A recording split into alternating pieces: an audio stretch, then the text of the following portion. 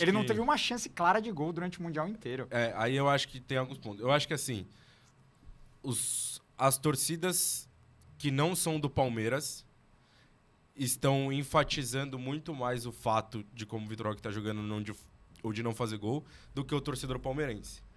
Tem uma parcela da torcida do Palmeiras que tá incomodado com o Vitor Roque ou que tá criticando ele, mas eu acho que a boa parte da torcida entende que o esquema também não favorece. E aí eu acho que tem alguns pontos nesse meio do caminho. Primeiro, o Vitor Roque não perde gol. Tipo assim, não é um cara que aparece a bola na frente dele e ele perde gol. Ele não tem oportunidade. Eu acho que ele pode se posicionar melhor. Eu acho que o Flaco hoje se posiciona melhor do que ele. Isso que eu ia falar, porque o Flaco tem muita oportunidade. Qual que é a diferença? Os caras não tocam no Vitor Roque? Não, o Flaco ele tem. que se posiciona melhor. E aí tem um outro ponto que eu acho que tem mudado um pouquinho, mas que o Palmeiras ainda tem que mudar a maneira de jogar e vai ter que mudar, principalmente agora que não vai ter o Estevão aberto. Sim. O Palmeiras, desde que tem o Allianz Parque, e não é só uma questão do Abel, não, o Palmeiras joga pelos lados, velho. O campo sempre foi inclinado pro lado do Dudu, do lado que ele tava. Teve as temporadas que ele teve ajuda de um ou outro. O Roger Guedes, quando jogou, ajudou ele por um lado. Teve uma época que o Keno também ajudava muito pelo outro. Mas boa parte dos anos, o Palmeiras sempre jogou pelo lado. E aí, eu não sei o que justifica isso. O que justifica na era Abel, pra mim, o Palmeiras teve um centroavante, que era o Rony, e o Palmeiras jogava muito bola enfiada, atacando as costas, cruzamento rasteiro rápido, e o Rony se destacava por causa disso. Depois o Flaco virou centroavante, virou um Palmeiras que cruzava muita bola na área, e nenhum dos dois ajuda a jogar por dentro. Nenhum dos dois sai pra fazer um pivô, sai pra fazer uma tabela. O Palmeiras não faz um jogo de costura por dentro. O Veiga nunca foi um meia 100% de criação. Ele sempre foi um meia de finalização. E esses atacantes que atacavam a área sempre ajudaram demais o Veiga num espaço na entrada da área para finalizar. E eu acho que acontece isso com o Maurício hoje em dia, por exemplo, que ele também tem feito gol, tem finalizado muitas jogadas. O Palmeiras, Abel, como todos os jogadores, tem que entender que agora eles têm um centroavante que consegue jogar.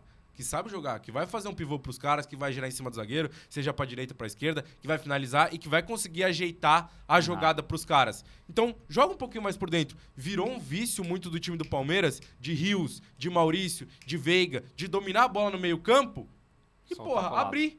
Então o Palmeiras joga fazendo para-brisa por fora e não afunda, não arrisca o passe por dentro. Eu não quero que o Gomes dê um passe rachando a linha, porque, a chance dele fazer uma merda é gigantesca. Mas, por exemplo, o Murilo, que tem um passe melhor, dá pra ele forçar uma bola no meio. O Fux também, o Rios, tenta enfiar mais. O Maurício acho que faz um pouco mais isso. Mas o Maurício ainda é um cara que participa pouco do jogo do Palmeiras. Porque o Maurício é um cara que joga muito entre linhas. E o Palmeiras joga pouco entre linhas. Então, se o Palmeiras começar a jogar mais entre linhas, eu acho que é um jogo que vai favorecer mais o Vitor Roque. Vai favorecer. Agora, ele pode se posicionar um pouquinho melhor. Ele vai ter mais oportunidade. E também, mano, é confiança, velho. Sim. Confiança faz muita diferença. O Yuri Alberto era uma bosta de centroavante pra todo mundo.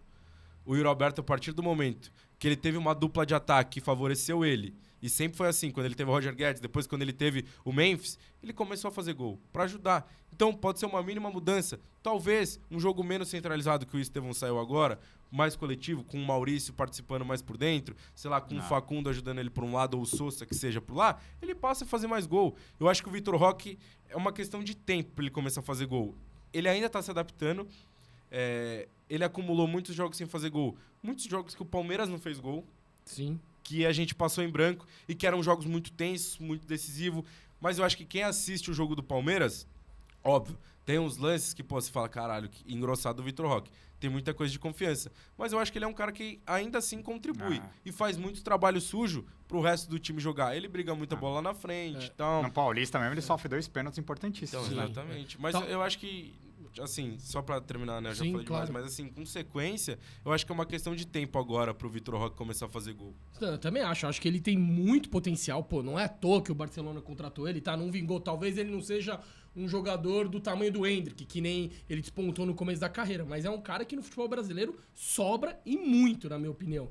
E aí você tava falando do centroavante que o Palmeiras nunca teve centroavante que trocava a bola por dentro. Talvez o Endrick era um cara que o Abel tentou fazer no começo, né?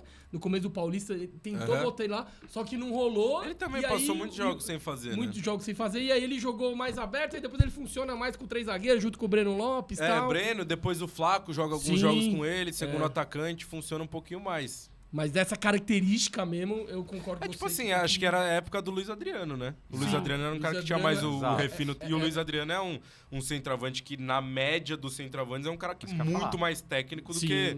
Não é tão pirulão assim, né? A última vez que o Palmeiras jogou sem pontas assim foi no início do Abel, que aí era Rony e Luiz Adriano, Scarpa e Veiga, que aí o Dudu chega depois, né? Mas o Palmeiras é campeão da Libertadores de 20 sem esse ponta, né? Sim, joga com 2. É o menino, um falso ponta que joga. O menino que joga aberto. Ó, agradecer geral que tá colando aqui, mais de 200 pessoas, muita gente comentando aqui no chat também. Lembrando que membro do YouTube e quem mandar superchat também tem prioridade. Só aproveitar que a gente tá falando de Palmeiras e Chelsea antes da gente começar a virar a página aqui pra nossa vida depois desse Mundial. Eu vou pedir pro Pietro colocar... Tem uma pergunta do nosso membro aqui. Se você quer ter sua pergunta aqui no nosso podcast, é só se tornar membro do Pode Porco. Você entra no nosso grupo de WhatsApp, tem diversos benefícios. Um deles é mandar pergunta para os nossos convidados. Hoje o Juliano, que estava com a gente lá na Filadélfia também, mandou uma pergunta pro Capita, que é sobre Palmeiras e Chelsea. Então, Pietrão, se você puder colocar a pergunta do Juliano aí na tela, por favor, pode colocar. Ixi, não tá dando para ouvir. Vai. Deixa eu abrir aqui.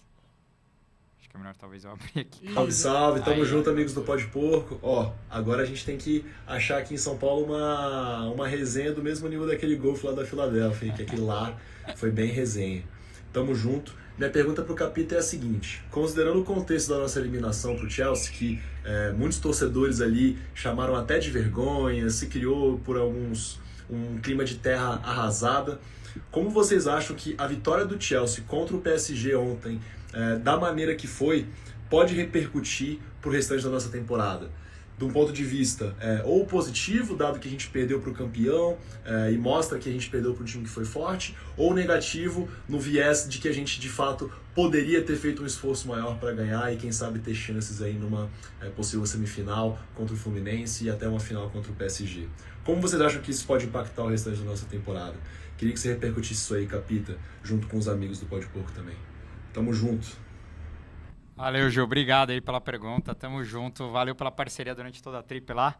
É isso. Você acha que mudou alguma coisa essa final o Chelsea ter ganho? Você acha que o Abel vai usar isso numa coletiva? Não, só amanhã. Só a primeira coisa que ele vai falar vai ser perdemos pro campeão. Todo mundo sabe disso. Pô, eu acho que... assim, o meu sentimento no final das contas não mudou em porra nenhuma. Curtiu a resenha? Então assiste a entrevista completa aqui no link da descrição para você não perder nada do podcast oficial da Torcida Canta e Vibra. Valeu, avante palestra, seguros porco!